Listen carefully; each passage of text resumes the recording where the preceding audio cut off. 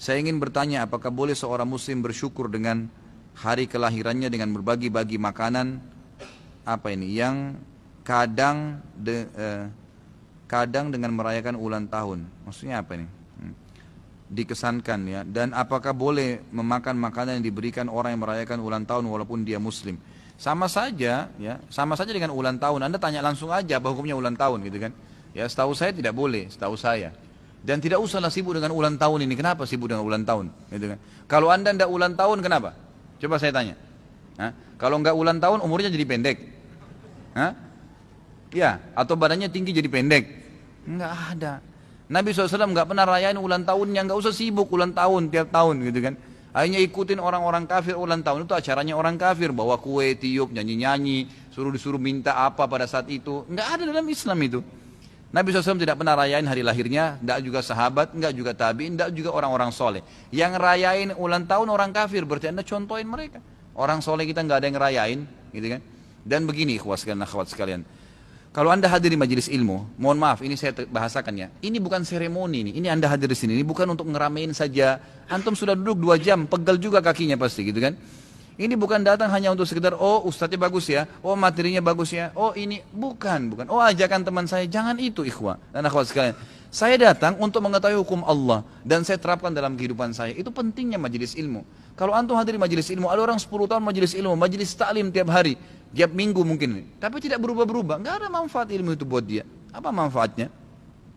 Ikhwah sekalian, masalah ulang tahun memang tidak pernah ada perintah dari Nabi SAW, tidak pernah contoh dari para sahabat. Yang ada dari orang-orang kafir, kita tahu kan ulang tahun dari orang kafir, sampai sering memang bahasa Inggris. Ya. Happy birthday memang begitu, memang dalam bahasa Inggris, nggak ada dalam bahasa Arab tuh, gitu kan? Memang dalam bahasa Inggris nanti diterjemahkan, nyanyi-nyanyinya pun sama, tiup lilinnya juga sama, tasyabuh. Apa kata Nabi SAW? Man tasyabah biqaumin fahuwa minhum. Siapa yang mencontohi satu kaum maka dia termasuk golongan dari kaum itu. Untuk apa ikhwah? Tanya begini, kalau saya tidak ulang tahun kenapa? Gak ada apa-apa. Kalau saya tidak ke diskotik sama teman saya malam, kenapa? Gak apa-apa, gak ada yang, bukan tangan kita putus, kepala kita jadi gundul, enggak. Gak ada yang rugi, gitu kan. Malah bagus tidak menjalankan sesuatu yang tidak dicontohkan dalam agama. Jadi saran saya nggak usah, gitu kan. Kalau dalam Islam kita mau keluarkan ada istilah ulang, kita bukan ulang tahun, ulang detik. Karena kita nggak bisa jabat jaminan tiap detik ini kita setiap saat nih malaikat maut mengejar kita, kan gitu. Kata Nabi SAW, hati-hatilah di belakang kalian ada malaikat yang tidak pernah, yang sangat cepat, tepat, dan kalau sudah datang tidak pernah terlambat sedikit pun. Itu yang harus dikhawatirkan. Dia lagi ngejar kita nih malaikat nih. Tinggal tunggu waktunya sambar selesai, dicabut ruhnya mati, gitu kan. Jadi kita ini sebenarnya ulang detik bukan ulang tahun, gitu kan.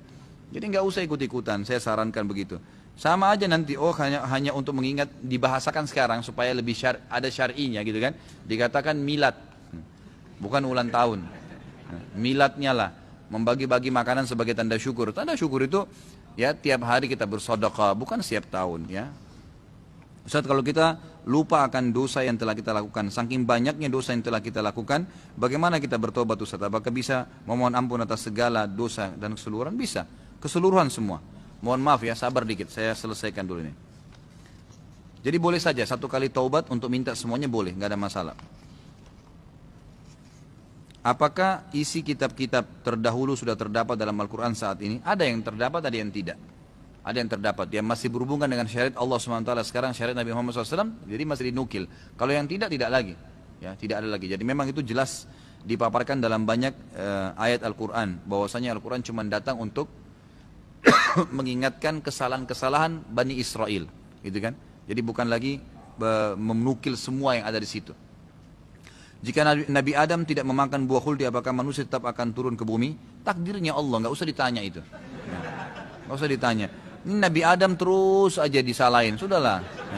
Nabi Adam alaihissalam ayah kita, dia makan khuldi, takdirnya Allah, udah selesai. Makanya waktu Nabi Musa pernah tanya, wahai Adam, kau ayah kami, kamu yang manusia pertama, kalau kau tidak makan khuldi kita nggak turun di bumi, gitu kan?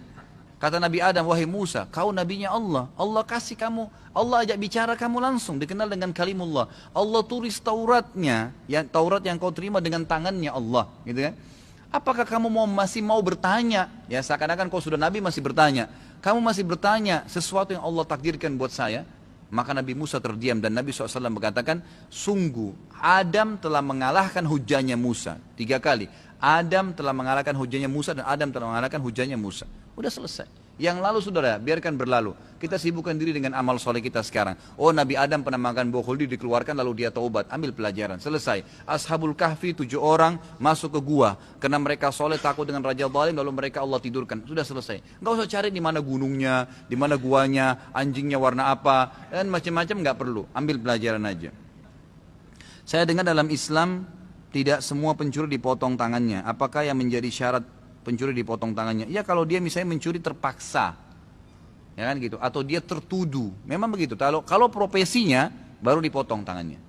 Ada orang subhanallah tidak dipotong tangannya karena memang dia kalau tidak mencuri misalnya makanan, karena kan itu tolok ukurnya 3 dirham ya. Kalau sekarang kurs 1 dirham itu 5.000 rupiah, berarti 15.000 sudah dipotong tangannya, kan gitu. Nah sekarang apakah semua orang yang mencuri 15.000 dipotong tangannya? Mungkin ada orang sudah 3 hari nggak makan, dia curi makanan, nilainya 15.000 atau 25.000. Sudah kena dalam syarat gitu kan. Tapi ternyata dia kalau nggak mencuri, dia sudah minta dari tadi nggak ada yang kasih. Maka ini nggak dipotong tangannya. Kan gitu, seperti itu gambarannya. Jadi memang yang dipotong yang memang profesinya, sengaja memprogramkan itu. Apakah orang Nasrani yang menganggap Isa anak Tuhan sebelum lahirnya Nabi Muhammad SAW, mereka bisa masuk surga? Tidak. Tetap dikatakan kufur. Makanya ada dari karangan Nasrani yang tidak mengatakan Isa anak Tuhan. Ada. Di sebelum Nabi SAW yang memang masih mentauhidkan Allah ya. Seperti Waraka bin Naufal. Waraka bin Naufal itu sepupunya Khadijah radhiyallahu anha. Yang pertama Nabi SAW ceritakan tentang kasus Gua Hira, gitu kan. Maka dia yang mengatakan, wahai Muhammad, kau akan diutus menjadi seorang Nabi. Dan kalau kau nanti diutus sementara saya masih hidup, saya akan menjadi penolongmu pada saat kau dikeluarkan dari Mekah.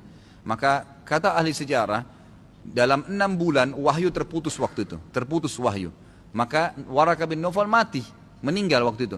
Kata Nabi SAW, Allah perlihatkan kepada saya Waraka bin Naufal di surga menggunakan baju-bajunya. Artinya baju-baju surga sudah dikenakan, Allah berikan sebelum masuk ke dalam surga. Karena dia bertauhid kepada Allah. Dia tidak mengatakan Isa itu anak Tuhan, gitu kan? Perintah jihad itu ada di agama Islam saja atau di agama lain? Ada di semua agama. Kita tahu kisah Dzulkarnain, gitu kan? Kisah Nabi Isa. Di akhir surah Saf kan, waktu Nabi Isa mau berjihad, Nabi Isa mengatakan siapa yang menjadi hawari, siapa yang menjadi penolong-penolong agamanya Allah, siapa yang akan menjadi penolong agama Allah, berkata hawariyun, pengikut Nabi Isa yang setia, sahabatnya, kami akan menjadi penolong agama Allah. Gitu kan, mereka berperang, ada jihad. Dari 25 Nabi dan Rasul yang kita kenal, berapa sajakah di antara mereka Nabi dan yang Rasul yang dari mulai Adam sampai Muhammad SAW. Jadi memang yang wajib kita imani 25 Nabi dan Rasul. Yang dari 25 lagi itu pun, yang menjadi Rasul itu kalau tidak salah sekitar 17 atau 18, sisanya Nabi. Tapi semua Rasul pasti Nabi, tidak semua Nabi itu Rasul, gitu kan? Karena semua Nabi itu, Nabi itu adalah seseorang yang Allah utus hanya mengingatkan kaumnya apa yang disampaikan oleh Nabi dan Rasul sebelumnya. Tapi kalau Rasul membawa syariat baru, menghapus syariat sebelumnya, gitu kan? Adanya kasus Musa dan Harun. Musa Rasul, dari pasti Nabi juga, Harun Nabi saja. Ya di sini jadi dia hanya mengingatkan kaum yang disampaikan oleh Musa sebelumnya. Apakah amalan yang menyelamatkan kita dari siksa kubur? Perbanyak amal soleh, taubat, jauhi kemaksiatan. Mengapa orang-orang non-muslim menganggap Al-Quran itu adalah dongeng-dongeng umat terdahulu? Ya itu upaya mereka untuk menolak agama. Upaya mereka untuk menolak agama, tapi kita tidak boleh ikutin itu. Ya, Allahu alam. Mungkin sampai sini dulu. Kalau kita mau ikutin sampai jam 12 nggak selesai. Ya, karena ada saja pas lagi saya jelasin, terlintas lagi pertanyaan, ditulis lagi kertasnya gitu. Jadi insya Allah kita baca pertemuan akan datang. Kalau benar dari Allah, kalau ada salah dari saya mohon dimaafkan. Subhanakallahumma bihamdika asyhadu an la ilaha illa anta astaghfiruka wa atubu ilaik. Wassalamualaikum warahmatullahi wabarakatuh.